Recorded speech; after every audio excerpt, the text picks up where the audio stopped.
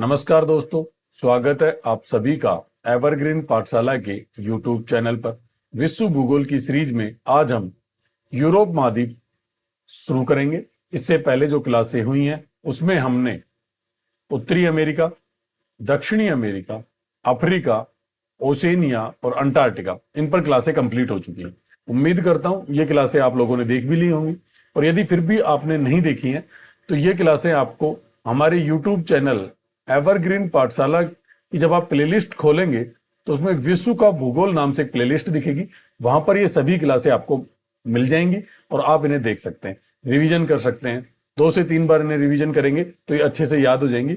और विश्व भूगोल का जो हम कंप्लीट सिलेबस कर रहे हैं वो राजस्थान पुलिस सब इंस्पेक्टर के सिलेबस के अकॉर्डिंग कर रहे हैं। ठीक है, चलिए बिना देर किए शुरू करते हैं। यूरोप महाद्वीप। यूरोप महाद्वीप के सामान्य परिचय में हम देखेंगे कि यूरोप महाद्वीप को समृद्ध महाद्वीप कहा जाता है। समृद्ध महाद्वीप से क्या तात्पर्य है कि इनके जो यूरोप महाद्वीप के जो देश हैं उनका आर्थिक विकास अधिक हुआ है। आर्थिक विकास अधिक होने के कारण यूरोप जो महाद्वीप है उसे समृद्ध महाद्वीप कहा जाता है। ठीक है, इसके अलावा 15 से 20वीं जो सदी रही उसमें विश्व राजनीति का केंद्र बिंदु रहा यूरोप महाद्वीप। ठीक है, इसके साथ साथ औद्योगिकरण की शुरुआत यूरोप महाद्वीप में होती है, औद्योगिक क्रांति की शुरुआत यूरोप महाद्वीप में होती है। और 15 से 20वीं सदी में जब हम आधुनिक विश्व का इतिहास पढ़ते हैं तो हम वहां देखते हैं कि यूरोप के जो देश थे उनके विश्व के जो सभी अन्य महाद्वीप है उनमें उपनिवेश हुआ करते थे, इसलिए इनका आर्थिक विकास अधिक हुआ और यूरोप महाद्वीप को समृद्ध महाद्वीप कहा जाने लगा। ठीक है, ये चीजें आपको याद रखनी है। अब देखेंगे क्षेत्रफल के आधार पर यूरोप जो महाद्वीप है उसका क्या स्थान है। क्षेत्रफल के आधार पर जब हम देखें तो विश्व के जो सभी महाद्वीप हैं उनमें क्षेत्रफल के आधार पर इसका छठा स्थान है। कौन सा स्थान है? छठा स्थान है यूरोप महाद्वीप का। तो कौन सा नंबर हो जाएगा अगर हम छोटे के हिसाब से देखें तो सबसे छोटा महाद्वीप ओशेनिया है जिसका क्षेत्रफल के आधार पर 7वां स्थान। तो छठा स्थान यूरोप का है। क्षेत्रफल के आधार पर यूरोप जो महाद्वीप है वो दूसरा सबसे छोटा महाद्वीप है, ये आपको याद रखना है। ठीक है, ये दोनों पॉइंट क्लियर हो जाने चाहिए। एक तो इसे समृद्ध महाद्वीप कहा जाता है, क्यों कहा जाता है वो सारी चीजें मैंने आपको बता दी। मैंने आपको बताया कि इनका आर्थिक विकास अधिक हुआ, प्राकृतिक संसाधन यहां पाए जाते हैं। इसके साथ साथ 15 से 20वीं सदी के बीच में ये आर्थिक विकास और विश्व राजनीति का केंद्र बिंदु रहा। औद्योगिकरण की शुरुआत यहीं हुई, औद्योगिक क्रांति की शुरुआत यहीं हुई। और औपनिवेशिक काल में या आधुनिक विश्व का जब हम इतिहास पढ़ते हैं तो उसमें देखते हैं कि यूरोप महाद्वीप के जो देश थे उनके विश्व के अन्य सभी महाद्वीपों में उपनिवेश हुआ करते थे, इसलिए इनका आर्थिक विकास अधिक हुआ। क्षेत्रफल के आधार पर इसका छठा स्थान है, या बोले तो सबसे छोटा दूसरा महाद्वीप है। सबसे छोटा महाद्वीप ओशेनिया, उसके बाद दूसरा सबसे छोटा महाद्वीप यूरोप है। ये दो चीजें हमने पढ़ी हैं। अब यूरोप महाद्वीप को विभिन्न नामों से जाना जाता है। इस महाद्वीप को आधुनिक विश्व का पथ प्रदर्शक भी कहा जाता है, औद्योगिक क्रांति का जनक कहा जाता है। हम जब पढ़ेंगे आधुनिक विश्व का इतिहास तो उसमें एक टॉपिक आता है औद्योगिक क्रांति। तो औद्योगिक क्रांति में जब हम पढ़ेंगे तो औद्योगिक क्रांति की शुरुआत इंग्लैंड से मानी जाती है। ठीक है, जब औद्योगिक क्रांति की शुरुआत इंग्लैंड से हुई, इंग्लैंड यूरोप में है तो यूरोप को ही औद्योगिक क्रांति का जनक कहा जाता है। ये बात आपको याद रखनी है। इसके बाद देखें तो यूरोप महाद्वीप सर्वाधिक विकसित देशों की संख्या वाला महाद्वीप है। ये चीज यहां भी क्लियर हो रही है। जब हम इसे समृद्ध बोल रहे हैं मतलब आर्थिक दृष्टि से यूरोप महाद्वीप संपन्न है, तो विकसित देशों की सर्वाधिक संख्या भी इसी महाद्वीप में होगी। ये बात हमें याद रखनी है। तीनों पॉइंट क्लियर हो जानी चाहिए। अब हम आगे चलते हैं। यह महाद्वीप विश्व के कुल भौगोलिक क्षेत्रफल का 7% भाग रखता है। जितना क्षेत्रफल विश्व का है ना भौगोलिक क्षेत्रफल का, उसका 7% भाग यूरोप महाद्वीप के पास है। इसका विस्तार लगभग 1 करोड़ वर्ग किलोमीटर में, कितना? 1 करोड़ वर्ग किमी में इसका विस्तार है। ये बात आपको याद रखनी है। ठीक है, अब कुछ प्रमुख देश के समूह आते हैं यूरोप में, ये आपको इंपॉर्टेंट रख लेना है, इनको याद भी करना है। मैं मैप पे भी आपको बताऊंगा, एक बार हम यहां भी देख लेते हैं। स्कैंडिनेवियाई देश, इन देशों में नॉर्वे, स्वीडन और फिनलैंड शामिल है। स्कैंडिनेवियाई जो देश हैं उसमें नॉर्वे, स्वीडन और फिनलैंड शामिल है। ग्रेट ब्रिटेन, इसमें स्कॉटलैंड, वेल्स और इंग्लैंड शामिल है। ये चीज आप बार बार पढ़ेंगे, जब हम आधुनिक भारत का इतिहास पढ़ेंगे तब भी पढ़ेंगे। ग्रेट ब्रिटेन में स्कॉटलैंड, वेल्स और इंग्लैंड शामिल है। और यूनाइटेड किंगडम जिसे हम यूके बोलते हैं, उस यूके में ग्रेट ब्रिटेन तो है ही, ये ऊपर वाले देश तो आएंगे ही, इसके साथ साथ उत्तरी आयरलैंड और जुड़ जाएगा। इनके जुड़ने से यूनाइटेड किंगडम का निर्माण होता है। इसका यूनाइटेड किंगडम का, एक मिनट,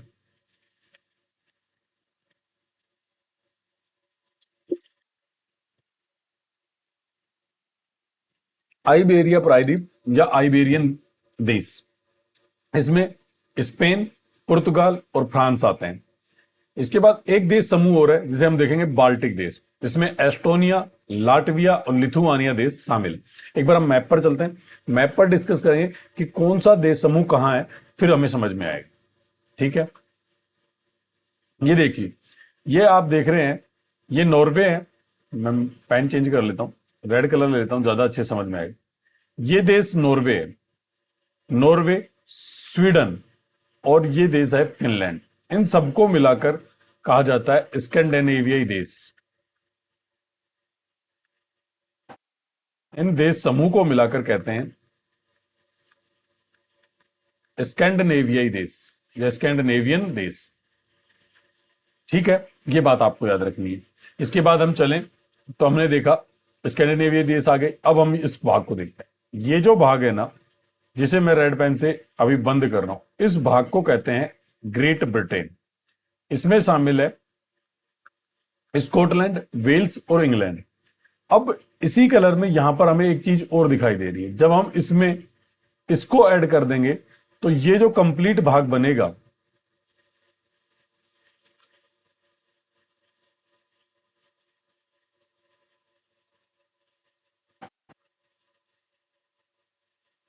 ये वाला भाग तो आप समझ ही गए होंगे, स्कैंडिनेवियाई देश वाला। अब हम बात करते हैं इसकी। इसको मैं पहले एक बार ब्लू पेन लेता हूं। ये ब्लू पेन से मैंने इसको बंद कर दिया। ये ब्लू पेन वाला जो क्षेत्र है, इसे बोलते हैं ग्रेट ब्रिटेन। इसमें आता है स्कॉटलैंड, वेल्स और इंग्लैंड। ठीक है, कौन कौन से देश आते हैं? स्कॉटलैंड, वेल्स और इंग्लैंड। जब इसी कलर का ये वाला भाग इसमें ऐड कर दिया जाएगा तो जो, अब हम इसको ब्लैक पेन से डिनोट कर देते हैं, इनको मैं पूरे को मैप में मिला देता हूं ऐसे। ये देश मिलकर कहलाएंगे यूनाइटेड किंगडम। यूनाइटेड किंगडम, जिसे हम यूके के नाम से जानते हैं। ठीक है, ये बात आपको याद रखनी है। दो देख लिए। इसके बाद हमने देखे आइबेरिया प्रायद्वीप। आइबेरिया प्रायद्वीप में आएगा पुर्तगाल, स्पेन और फ्रांस। ये वाला जो क्षेत्र है, इसे बोलते हैं आइबेरिया प्रायद्वीप।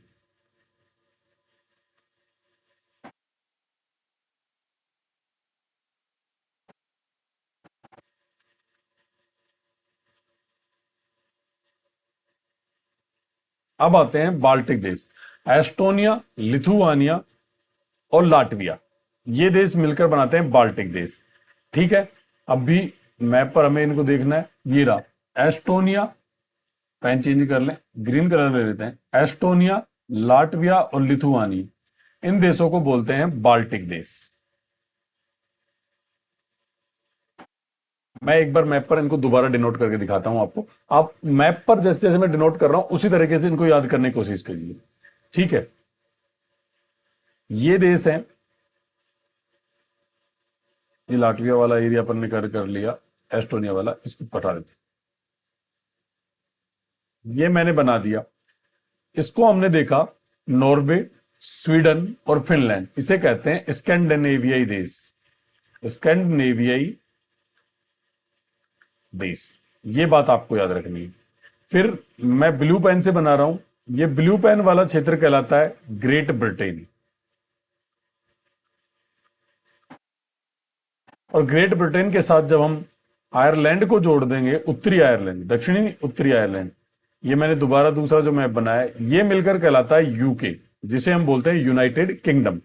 ठीक है, इसके बाद मैं ग्रीन कलर के पेन से बना रहा हूं, ये फ्रांस, पुर्तगाल और स्पेन, इस क्षेत्र के जो देश हैं, इन्हें आइबेरिया प्रायद्वीप वाले देश कहते हैं, या इन्हें आइबेरियन देश भी कहा जाता है। आइबेरियन देश या आइबेरिया प्रायद्वीप कहलाता है। इसके बाद एक बाल्टिक देश और आएंगे, और बाल्टिक देशों को हम बनाते हैं ब्लैक पेन से। ये मैंने बना दिया एस्टोनिया, लाटविया और लिथुआनिया वाला। ये जो देश हैं, इन्हें बोलते हैं बाल्टिक देश। ये देशों के समूह जो आपने याद कर लिए होंगे अच्छे से। अब हम चलते हैं वापस हमारी जो पीपीटी है उस पर। अब तक की जो क्लासें हुई उसमें हमने सामान्य परिचय देखा, जिसमें हमने देखा कि यूरोप जो महाद्वीप है इसे समृद्ध महाद्वीप कहा जाता है। समृद्ध महाद्वीप क्यों कहा जाता है ये मैंने आपको समझाया कि इसका आर्थिक विकास अधिक हुआ है, विकसित देशों की संख्या अधिक है, यहाँ प्राकृतिक संसाधन अधिक पाए जाते हैं, 15वीं से 20वीं सदी के बीच विश्व राजनीति का केंद्र बिंदु रहा है। और औपनिवेशिक काल या आधुनिक विश्व के इतिहास में जब हम पढ़ते हैं तो इस देश के विभिन्न देशों में या विभिन्न महाद्वीपों में अपने अपने उपनिवेश हुआ करते थे, इसलिए इनके जो देश थे यूरोप के उनका अधिक विकास हुआ। इसे सर्वाधिक संख्या विकसित देशों की यूरोप महाद्वीप में पाई जाती है। औद्योगिक क्रांति की शुरुआत यूरोप महाद्वीप से होती है, इसलिए इसे औद्योगिक क्रांति का जनक कहते हैं। आधुनिक विश्व का पथ प्रदर्शक कहते हैं। कैसे? क्योंकि औद्योगिक क्रांति, औद्योगिकीकरण, मशीनों के द्वारा उत्पादन, इन सभी चीजों की शुरुआत यहीं से हुई, इसलिए यूरोप को आधुनिक विश्व का पथ प्रदर्शक भी कहा जाता है। कौन कौन से और नाम दिए गए? आधुनिक विश्व का पथ प्रदर्शक, आधुनिक विश्व का पथ प्रदर्शक, इसके अलावा औद्योगिक क्रांति का जनक, औद्योगिक क्रांति का जनक, और सर्वाधिक विकसित देशों वाला महाद्वीप, सर्वाधिक विकसित देशों वाला महाद्वीप। ये चीज आपको याद रखनी है, ठीक है। इसके बाद हमने देखा कि क्षेत्रफल के आधार पर जब हम देखें तो क्षेत्रफल के आधार पर यह विश्व का दूसरा सबसे छोटा महाद्वीप है। विश्व के कुल क्षेत्रफल का ये भौगोलिक जो क्षेत्रफल है उसका 7% भाग यूरोप के पास है और इसका कुल क्षेत्रफल 1 करोड़ वर्ग किलोमीटर है। इसके बाद हमने कुछ देश समूह देखे। देश समूह में हमने सबसे पहले स्कैंडिनेवियाई देश देखे, स्कैंडिनेवियाई देश। इसमें हमने देखा कि स्वीडन, नॉर्वे और फिनलैंड जैसे देश इसमें शामिल है, ठीक है। इसके बाद हमने देखा बाल्टिक देश। बाल्टिक देशों में लाटविया, लिथुआनिया और एस्टोनिया, ये देश आते हैं, ठीक है। इसके बाद देखा हमने ग्रेट ब्रिटेन। ग्रेट ब्रिटेन में हमने देखा स्कॉटलैंड, वेल्स और इंग्लैंड, ये 3 देश आते हैं। और जब इनके साथ उत्तरी आयरलैंड को जोड़ देंगे तो बन जाएगा यूके। इसके बाद आइबेरिया प्रायद्वीप वाले देश देखे हमने, जिसमें हमने देखा पुर्तगाल, स्पेन और फ्रांस, ये 3 देश उसमें शामिल। अब हम देखते हैं कि जो यूरोप और एशिया महाद्वीप है ये दोनों एक दूसरे से जुड़े हुए हैं। यूरोप और एशिया महाद्वीप को सम्मिलित रूप से यूरेशिया कहा जाता है, ठीक है। तो यूरोप को एशिया से कौन कौन सी चीजें हैं जो पृथक करती हैं वो हमें देखनी है, ठीक है। भूमध्य सागर, काला सागर, कॉकेसस पर्वत, कैस्पियन सागर, यूराल नदी तथा यूराल पर्वत यूरोप को एशिया से अलग करते हैं। इनको हम मैप पर देखते हैं। मैप पर चलेंगे तो देखो, मैं अब रेड पेन ले लेता हूं क्योंकि बाकी ब्लैक पेन भी यहां सही दिखेगा, ब्लैक ले लेता हूं। ये जो भाग है ना, ये भूमध्य सागर। ये हमने जब अफ्रीका महाद्वीप पढ़ा था तब पूरी डिटेल में भूमध्य सागर के ऊपर चर्चा की थी, आपको याद होना चाहिए, ठीक है। अब यूरोप तथा अफ्रीका महाद्वीप को अलग करता है भूमध्य सागर। ये भूमध्य सागर है। ये जो सागर है इसे एड्रियाटिक सागर कहते हैं, एड्रियाटिक सागर। ये भी आप याद रख लेना, बाकी इसमें अपन ने वहां लिखा नहीं है। इस सागर का नाम है काला सागर। और यहां एक पर्वत पाया जाएगा, इस पर्वत का नाम है कॉकेसस पर्वत। ये जो सागर है इसका नाम है कैस्पियन सागर। यहां से एक पर्वतमाला जाएगी, इस पर्वतमाला का नाम है यूराल पर्वत। और इसी के साथ साथ एक नदी बहती है, उस नदी का नाम है यूराल नदी। ये चीजें मिलकर यूरोप को एशिया से पृथक करते हैं। एक बार अलग अलग पेनों से इनको दिखाने की कोशिश करते हैं, पर सब कुछ हटा देते हैं। एक बार रेड पेन लेते हैं। ये मैंने लिख दिया मेडिटेरियन सी, जिसे हम भूमध्य सागर के नाम से जानते हैं। ये भूमध्य सागर है। फिर दूसरे पेन मैंने ब्लैक लिया।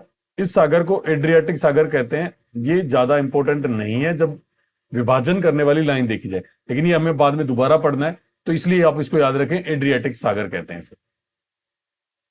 इसके बाद ये जो सागर है इसका नाम है काला सागर। आगे देखेंगे, मैं रेड पेन दोबारा यूज कर रहा हूं, और ये जो पर्वत है, इस पर्वत का नाम है कोकेसस पर्वत। ठीक है, ये याद रखना है। इसके आगे यहां पर ये जो सागर है इसका नाम है कैस्पियन सागर। इसके ऊपर एक पर्वतमाला जा रही है, ये जो पर्वतमाला है इसका नाम है यूराल पर्वत। और यहीं पर एक नदी बहती है जिसका नाम है यूराल नदी। अब चीजें आपको क्लियर हो गई होंगी कि कौन कौन सी जो चीजें हैं जो यूरोप को एशिया से पृथक करती हैं, वो मैंने आपको मैप पर दिखा दिया। भूमध्य सागर, एड्रियाटिक सागर, काला सागर, कोकेसस पर्वत, कैस्पियन सागर, यूराल नदी, यूराल पर्वत। याद रखें, एड्रियाटिक सागर आप भूल भी जाएं तो कोई ज्यादा इंपॉर्टेंट नहीं है, लेकिन बची हुई चीज जैसे भूमध्य सागर, काला सागर, कोकेसस पर्वत, कैस्पियन सागर, यूराल नदी और यूराल पर्वत, ये बहुत इंपॉर्टेंट है, इनको आपको अच्छे से याद रखना है। अब हम आगे देखते हैं। अब हम देखते हैं कि जो यूरोप महाद्वीप है ना, इस यूरोप महाद्वीप के दक्षिण में भूमध्य सागर, अभी हमने देखा कि यहां यूरोप है और यहां अफ्रीका महाद्वीप है, यहां पर पाया जाता है मेडिटेरियन सी। तो यूरोप महाद्वीप के दक्षिण में भूमध्य सागर, उत्तर में ऊपर की साइड में आर्कटिक महासागर, और पश्चिम में अटलांटिक महासागर स्थित है। अगर हम पूर्व की बात करें तो उधर एशिया महाद्वीप आ जाएगा। ठीक है, एक बार फिर वापस मैप पर देख लेते हैं। यूरोप को मैप पर समझना बहुत मुश्किल है, लेकिन हमें कोशिश करनी है, हिम्मत नहीं हारनी। ठीक है, यहां आ जाइए, यहां चीजें आप अच्छे समझ पाएंगे। दोबारा देखिए, मैंने बताया इसके दो दक्षिण में है, ये जो भाग है यहां पर है मेडिटेरियन सी, इसे बोलते हैं भूमध्य सागर। ये जो इस साइड में ये वाला जो भाग है, जहां मैं अभी रेड पेन से लिखने वाला हूं, ये जो पर्वत है, जिसे पश्चिमी साइड का पर्वत नहीं है, ये जो महासागर है इसका नाम है अटलांटिक महासागर। ठीक है, अटलांटिक महासागर है ये। या ऊपर की तरफ आर्कटिक महासागर है।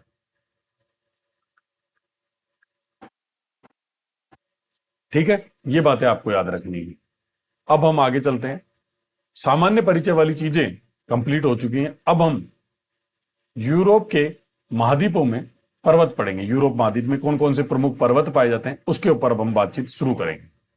मानव बसात युक्त महाद्वीपों में एकमात्र महाद्वीप जिसमें कोई गर्म मरुस्थल नहीं। यूरोप जो महाद्वीप है ना, वो एकमात्र महाद्वीप है जहां मानव निवास करता है, वहां पर किसी प्रकार का कोई गर्म मरुस्थल नहीं पाया जाता है। ठीक है, ये हमने देख लिया। अब तक की क्लास में हमने क्या क्या पढ़ा? अब तक की क्लास में हमने देखा यूरोप महाद्वीप का अन्य नाम था समृद्ध महाद्वीप। ठीक है, समृद्ध महाद्वीप क्यों कहते हैं ये मैंने डिटेल में आपको बता दिया है। एक मिनट रुको, मैं पानी पी लेता हूं ऊपर।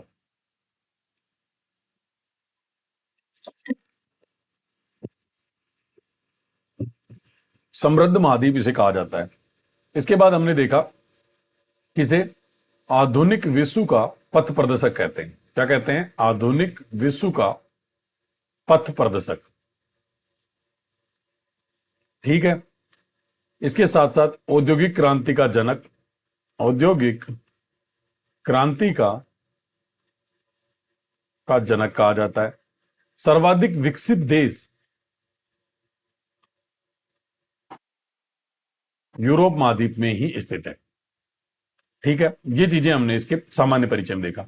हमने देखा कि जब हम क्षेत्रफल की बात करते हैं तो ये विश्व का 6वें नंबर का महाद्वीप है। और सबसे छोटे में बात करें, बड़े के हिसाब से छठा और छोटे के हिसाब से बात करें तो दूसरा सबसे छोटा महाद्वीप है। ठीक है, एक एक चीज को आप पॉइंट टू पॉइंट क्लास में याद करने की कोशिश करें। जब आप चीजों को क्लास में याद कर लेंगे तो फिर बाद में रिवीजन में आपको दिक्कत नहीं आएगी।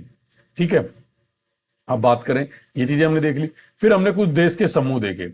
उसमें हमने देखा स्कैंडिनेवियाई देश, जो मैंने आपको पढ़ाई दिया। कौन कौन से देश इसमें आएंगे आप भी एक बार कमेंट बॉक्स में लिखें। इसमें आएंगे नॉर्वे, स्वीडन और फिनलैंड। ठीक है, फिर हमने देखा बाल्टिक देश, बाल्टिक देशों में आएंगे एस्टोनिया, लातविया और Lithuania. Great Britain, great Britain में जो देश आएंगे उनमें हमने पढ़ा स्कॉटलैंड, वेल्स और इंग्लैंड। और जब ग्रेट ब्रिटेन के साथ हम उत्तरी आयरलैंड को जोड़ देंगे तो वो बन जाएगा यूके। और एक हमने देखे आइबेरियाई देश या आइबेरिया प्रायद्वीप जहां विस्तार है, उसमें कौन कौन से देश हैं, तो वहां आएंगे पुर्तगाल, स्पेन और फ्रांस। ठीक है। इसके बाद हमने देखा कि यूरोप और एशिया महाद्वीप को सम्मिलित रूप से यूरेशिया कहा जाता है। और यूरोप को एशिया से जो पृथक करते हैं वो कौन कौन से हैं, तो उसमें हमने देखा भूमध्य सागर, भूमध्य सागर के बाद एड्रियाटिक सागर, लेकिन उससे ज्यादा याद रखने की जरूरत नहीं, उससे ज्यादा इंपॉर्टेंट है काला सागर। काला सागर के बाद कोकेसस पर्वत, कोकेसस पर्वत के बाद कैस्पियन सागर, कैस्पियन सागर के बाद देखा हमने यूराल नदी,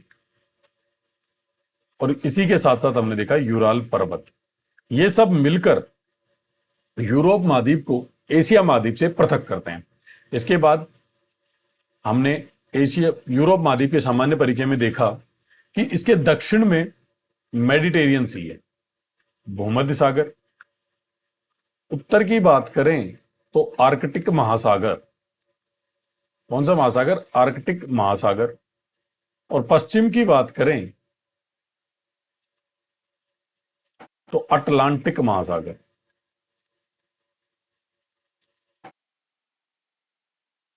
पूर्व की बात करें तो पूर्व में एशिया महाद्वीप स्थित है। एकमात्र महाद्वीप है मानव बसाव युक्त जहां पर कोई भी गर्म मरुस्थल नहीं पाया जाता है। ये चीजें अब तक हमने पढ़ी हैं। उम्मीद करता हूं क्लास अच्छे से आपको समझ आ रही होगी। यदि कोई चीज आपके समझ नहीं आ रही है तो आप मुझे कमेंट बॉक्स में जरूर बताएं, हम उस पर दोबारा चर्चा कर लें। अब हम देखते हैं, पर्वतों की बात शुरू करें तो पर्वतों में देखेंगे सबसे पहले कोकेसस पर्वत। कोकेसस पर्वत की लोकेशन मैंने आपको पहले ही मैप पर बता दी थी कि कोकेसस पर्वत यूरोप को एशिया से अलग करने वाली जगह में काला सागर और कैस्पियन सागर के बीच में पाया जाता है। ठीक है, ये बात मैंने आपको बता दी थी। यूरोप की सबसे ऊंची पर्वतमाला है, ये बात इसके लिए इंपॉर्टेंट है। यूरोप की सबसे ऊंची पर्वतमाला कौन सी है, तो कोकेसस पर्वतमाला। यूरोप की सबसे ऊंची चोटी माउंट एल्ब्रूस इसी पर्वत श्रृंखला में स्थित है। इंपॉर्टेंट चीजें दोनों याद रखना है। कोकेसस पर्वत यूरोप की सबसे ऊंची पर्वतमाला, और यूरोप की जो सबसे ऊंची चोटी माउंट एल्ब्रूस है वो इसी पर्वत श्रृंखला में स्थित है। जबकि इसमें आप ये भी लिख दें कि ये यूरोप को एशिया से पृथक करने वाले में शामिल है, यूरोप को एशिया से पृथक करता है। ये लाइन भी आप इसमें ऐड कर सकते हैं, बाकी ये वहां भी मैंने आपको लिखवा दी, पहले लिखी हुई है। आगे चले, आल्पस पर्वत श्रृंखला एक बार हम पीपीटी पर पढ़ लेते हैं, फिर मैप पर दोबारा रिवीजन कर लेंगे। ठीक है, आल्पस पर्वत श्रृंखला, इसका विस्तार फ्रांस, स्विट्जरलैंड, इटली, ऑस्ट्रेलिया आदि देशों में। इसकी सबसे ऊंची चोटी माउंट ब्लांक है। ठीक है, एक स्थानीय पवन चलती है सिराको। सिराको एक गर्म स्थानीय पवन है जो आल्पस पर्वत से टकराएगी और वापस इटली में मुड़ जाती है, इसलिए इटली में इसे रक्त वर्षा के नाम से जाना जाता है। गर्म पवने हैं। ठीक है, ये बात आपको याद रखनी। अब हमने दो पर्वत पढ़े, इन दोनों पर्वतों को एक बार आप मैप पर देखें। सबसे पहले हमने पढ़ा कोकेसस पर्वत। कोकेसस पर्वत की लोकेशन मैंने आपको बता रखी है। कोकेसस पर्वत लगभग यहां पाया जाएगा, यहां पर कोकेसस पर्वत का विस्तार है। ठीक है, अगर आपको ऐसे समझ नहीं आ रहा है तो मैं यहां बता देता हूं, एक बार इसको हम क्लियर कर लेते हैं। ये भूमध्य सागर हो गया, मेडिटेरियन सी, ये एड्रियाटिक सागर हो गया, यहां पर काला सागर आता है, और यहां पर पाया जाएगा, यहां इस एरिया में कोकेसस पर्वत, फिर कैस्पियन सागर, और फिर यहां से ऊपर से यूराल पर्वत चला जाएगा। ठीक है, तो यहां इस साइड में आए, इस मैप पर ढंग से आपको क्लियरली समझ में आएगा कि कोकेसस पर्वत कहां है। ये काला सागर और ये कैस्पियन सागर, इन दोनों के बीच में है कोकेसस पर्वत। इसकी सबसे ऊंची जो चोटी है वो है माउंट एल्ब्रूस, और माउंट एल्ब्रूस जो चोटी है वो यूरोप की सबसे ऊंची चोटी है। इसके बाद बात करें हमने देखा आल्पस पर्वत। आल्पस पर्वत की बात करें तो फ्रांस, स्विट्जरलैंड, इटली, ठीक है, फ्रांस, स्विट्जरलैंड, इटली, फ्रांस और ऑस्ट्रिया, इन 4 देशों में इसका विस्तार है। ठीक है, ये पर्वतमाला है आल्पस। आल्पस पर्वतमाला है, इसकी सबसे ऊंची चोटी है माउंट ब्लांक। ठीक है, ये आपको याद रखना है। पीछे चलते हैं एक बार, हम बना लेते हैं यहां पर। ठीक है, यहां जब हम बनाएंगे तो यहां पर पाया जाता है आल्पस पर्वत। ऐसे ही बना लें आप एक बार इसको, ताकि आप इसको इजीली याद रख सकें। इसकी सबसे ऊंची चोटी माउंट ब्लांक है। 2 पर्वत हमने पढ़े, कोकेसस पर्वत देखा और माउंट ब्लांक, वो सॉरी आल्पस पर्वत देखा। आल्पस पर्वत का विस्तार स्विट्जरलैंड, ऑस्ट्रिया, इटली और फ्रांस में है। ठीक है, थोड़ी कंफ्यूजन थी नामों में, आप क्लियर लिए। स्विट्जरलैंड, ऑस्ट्रिया, फ्रांस और इटली। ठीक है, सिराको स्थानीय गर्म पवन चलती है और इसकी सबसे ऊंची चोटी माउंट ब्लांक। आगे चलते हैं, आगे चलेंगे। 2 पर्वत हमने देख लिए, अब हम तीसरा पर्वत देखते हैं।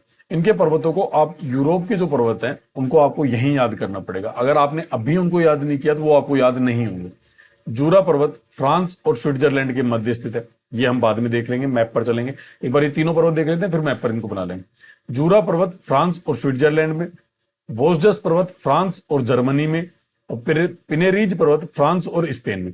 आप एक चीज याद रखो, जूरा, वोस्जस और पिनेरीज, ये तीनों पर्वत में फ्रांस तो है ही। फ्रांस के साथ साथ कौन आएगा? जूरा में स्विट्जरलैंड आ जाएगा, वोस्जस में जर्मनी आ जाएगा और पिनेरीज में स्पेन आ जाएगा। ठीक है, अब हम इनको एक बार मैप पर बनाते हैं। पहले पॉलिटिकल मैप जहां पर अपन ने देशों के नाम दर्शा रखे हैं वहां बनाते हैं।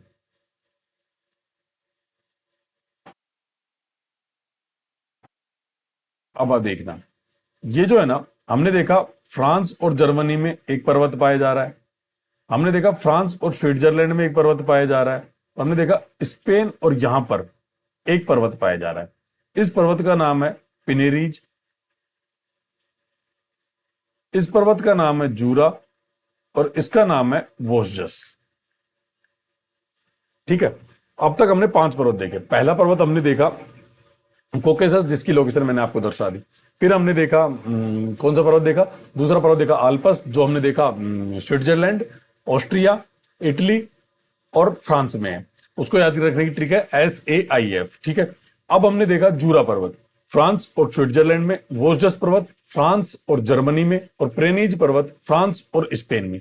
एक बार हम ब्लैंक पेप पे इनको बना लेते हैं। ब्लैंक मैप पर अब तक हमने 2 पर्वत बना ली। एक पर्वत यहां बनाते हैं हम, इसको बोलते हैं जूरा। दूसरे पेन से बनाने की कोशिश करते हैं ताकि चीजें कंफ्यूजन में नहीं आए। जूरा पर्वत, एक पर्वत यहां इस तरफ आएगा, इसका नाम है वोस्जस पर्वत। एक पर्वत यहां पर आएगा जिसका नाम है प्लेनीज पर्वत। ये 5 पर्वत अब तक हमने पढ़ लिए हैं। आगे चलते हैं, अब हम आगे चलेंगे। छोटे छोटे पर्वत हैं, आपको इजीली इनका नाम याद रखना है। नाम याद रखना है, किस देश में उनका विस्तार है ये याद रखना है। ज्यादा कुछ इंपॉर्टेंट उनमें और है नहीं। ठीक है, यूराल पर्वत, ये हमने मैप पर पहले ही देख लिया। ये यूरोप तथा एशिया को अलग करता है और यह यूरोप की सबसे लंबी पर्वतमाला है। इसकी चोटी नोवा नरोदनाया है। ठीक है, ये आपको याद रखना है। नरोदनाया भी याद रखेंगे तो भी काम चल जाएगा। ब्लैक फॉरेस्ट पर्वत जर्मनी में स्थित है। कैंटाब्रायन पर्वत स्पेन में स्थित है और एपिनाइन्स पर्वत इटली में स्थित है। पेनाइन्स पर्वत इंग्लैंड में स्थित है और पिंडस पर्वत ग्रीक में स्थित है। कहा? ग्रीस में स्थित है। अब देखो, 5 पर्वत हमने देख लिए। छठे पर्वत हमने देखा यूराल पर्वत, एशिया और यूरोप को अलग करता है। सबसे ऊंची चोटी नोवा नरोदनाया या नरोदनाया। ब्लैक फॉरेस्ट जर्मनी में, कैंटाब्रायन स्पेन में, एपिनाइन्स इटली में, पेनाइन्स इंग्लैंड में, पिंडस ग्रीस में। एक बार मैप पर चलते हैं। सारी चीजें आपको मैप के थ्रू याद रहेंगी तो ज्यादा इजीली आप चीजें याद कर पाओगे। ठीक है, इस मैप पर आते हैं। हमने स्पेन में एक नया पर्वत देखा जिसका नाम है कैंटाब्रायन। हमने एक पर्वत पढ़ा यूराल पर्वत, जो लगभग यहां उसका विस्तार है, कैस्पियन सागर से लेकर, जो यूरोप को एशिया से अलग करता है। ठीक है, ये यूराल पर्वत 2 देख लिए। इसके बाद हमने देखा इटली में एक पर्वत है जिसका नाम है एपिनाइन्स पर्वत। ये इटली है, यहां पर पर्वत है एपिनाइन्स। ये ग्रीस है, ग्रीस में एक पर्वत है जिसका नाम है पिंडस। ये यूनाइटेड किंगडम का ये वाला जो क्षेत्र है नीचे वाला, यहां एक पर्वत पाया जाएगा। इस पर्वत का जो नाम है वो है पेनाइंस। ये इंग्लैंड में स्थित पर्वत है। ठीक है, अभी पर्वत और कौन से बच गए हमारे जो हमने पढ़े हैं? आपको नाम याद है तो बताइए मुझे, फिर देखते हैं हम दोबारा। ठीक है, कैंटाब्राइन, यूराल, पिंडस, एपेनाइंस और पेनाइंस। ठीक है, ये पर्वत हो गए। लगभग सभी पर्वत हमने पढ़ लिए हैं। ठीक है, एक बार फिर भी हम देख लें कोई ऐसा पर्वत जो रह गया हो। ब्लैक फॉरेस्ट, ब्लैक फॉरेस्ट पर्वत रह गया, इसको हम जर्मनी में बना लेते हैं। ये जर्मनी में जो पर्वत है ये है ब्लैक फॉरेस्ट। ठीक है, अब टोटल 11 पर्वत हमने देखे। 5 हम पिछले मैप पर बना चुके हैं, एक बार दोबारा बना लेते हैं। अब यहां पर जगह नहीं है, देखो आपको छोटे छोटे पर्वत बनाने ही पड़ेंगे कहीं ना कहीं याद करने के लिए। ये स्पेन वाला जो एरिया है, इसमें ये जो पर्वत है इसे बोलते हैं कैंटाब्रायन। रेड पेन से इस कोकेसस कैस्पियन सागर के ऊपर मैंने एक पर्वत और बना दिया, इसे बोलते हैं यूराल पर्वत। ठीक है, ये चीजें आपको याद रखनी। अब एक पर्वत पाया जाएगा इटली में, ये जो भाग है इटली का, यहां पर है एपिनाइंस पर्वत। ये इंग्लैंड है, इंग्लैंड में एक पर्वत पाया जाएगा जिसे बोलते हैं पेनाइंस पर्वत। ग्रीस में एक पर्वत पाया जा रहा है जिसका नाम है, ये लगभग इस साइड में आएगा ग्रीस, इसमें है पिंडस पर्वत। ठीक है, ये कुछ पर्वत है। ब्लैक फॉरेस्ट जर्मनी, ये वॉस्जस है, इसके नीचे आप ब्लैक फॉरेस्ट बना सकते हैं। येलो पेन से दिख जाए तो येलो से बना लेते हैं, हाँ येलो से दिख जाएगा। ये है ब्लैक फॉरेस्ट। ये एक बार पर्वतों का रिवीजन हम दोबारा कर लेते हैं। ठीक है, आपको इसी मैप पर पहले बना देता हूं, फिर एक पॉलिटिकल मैप पर देख लेंगे हम। दोनों मैप पर देख लेते हैं। सबसे पहले हमने पर्वत पढ़ा कोकेसस। ये पर्वत कुछ इस जगह था। ठीक है, ये सबसे ऊंचा पर्वत है और इसकी जो चोटी है इसका नाम कोकेसस है। ये लिख देते हैं पहले हम, कोकेसस पर्वत। इसकी सबसे ऊंची चोटी एल्ब्रूस है, जो कि यूरोप की भी सबसे ऊंची चोटी है। फिर उसके बाद हम दूसरा पर्वत बनाते हैं इस साइड में, इसका नाम है यूराल पर्वत। यूराल पर्वत, इसकी सबसे ऊंची चोटी है नरोदनाया। ये बात आपको याद रखनी है, और ये यूरोप को एशिया से अलग करता है। ठीक है, इसके बाद जब हम आएंगे तो अब हम देखते हैं यहां वाला, स्पेन और फ्रांस की सीमा पर एक पर्वत है जिसका नाम है पिनेरीज। और यहीं पर स्पेन में एक और पर्वत है जिसका नाम है कैंटाब्रायन। देख लिए पर्वत। अब हम आते हैं फ्रांस और जर्मनी में। फ्रांस और जर्मनी में एक पर्वत है जिसका नाम है वोस्जस।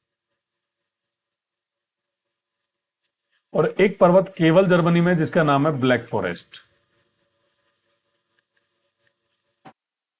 ठीक है, अब हमने एक आल्पस पर्वत पढ़ा था जिसका विस्तार स्विट्जरलैंड, ऑस्ट्रिया, इटली और और फ्रांस में है ना। कौन से में? हम देखते हैं ये वाला पर्वत है। ये जो पर्वत इसे बोलते हैं आल्पस पर्वत, जिसका विस्तार स्विट्जरलैंड, ऑस्ट्रिया, इटली और फ्रांस में है। ठीक है, अब फ्रांस और स्पेन में हमने देख लिया। फ्रांस और स्विट्जरलैंड में एक और पर्वत है, इसे बनाता हूं मैं ग्रीन से। ये जो पर्वत है इसका नाम है जूरा पर्वत।